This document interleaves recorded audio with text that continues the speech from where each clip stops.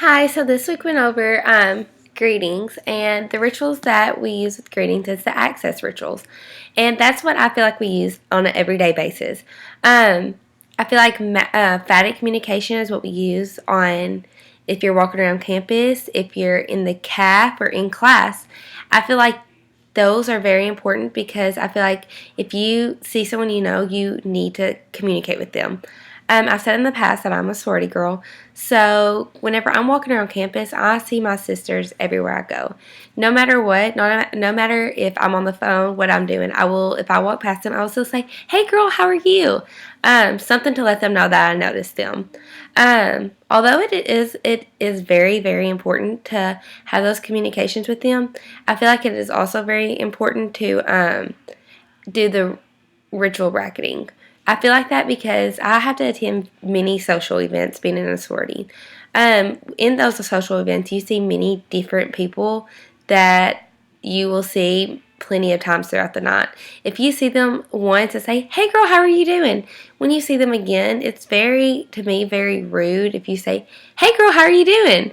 Because if that was me, I would feel like, oh, well, that person didn't remember just talking to me. Like, I must, like, it makes someone feel good when you go up to them and say, "Hey, how are you doing?" or "Hey, girl," or whoever. It makes someone feel good. It makes them feel noticeable.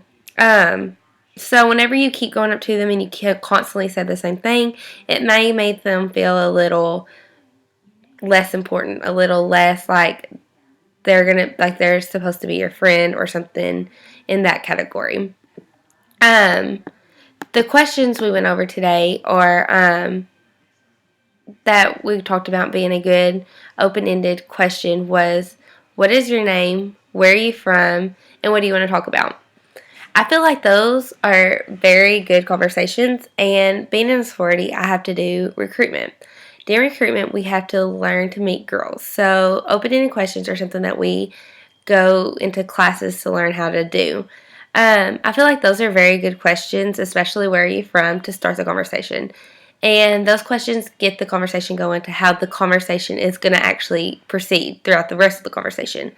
Because if you ask them, where are you from? And they say, since I'm from Truman, if I was just like, Truman, that's it, then, the conversation's probably not going to go that well. And you're going to try to dig deeper to get the conversation going more smoothly. Because in recruitment, we have to talk to these girls no matter what for 45 minutes.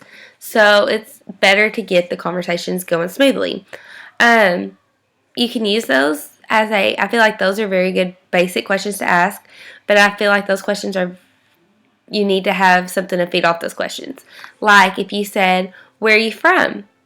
And if you kind of know something about that town, if you don't, be like, oh, is that where's that at? And you're probably going to know something around it. Or they're going to say, it's a small town near Bay. They're going to say, oh, or then you could proceed the conversation by saying, oh, I'm from a small town too. What's your favorite thing about a small town? Or if you're talking about college, instead of saying, are you excited about school? Say, because that's just a yes, no, short answer question. You can say, so what made you choose ASU? That'll get the conversation going, and then it'll give you the opportunity to tell why you chose ASU. And talking about Greek life, instead of saying, are you excited about sorority recruitment? You could say, are your parents excited about you going through recruitment? What chose you to go? What made you want to go through recruitment? What do you hope to get out of this? Instead of just basic, simple questions, you can go more depth into the questions. I feel like communication, like I said earlier, is very, very important into an everyday basis.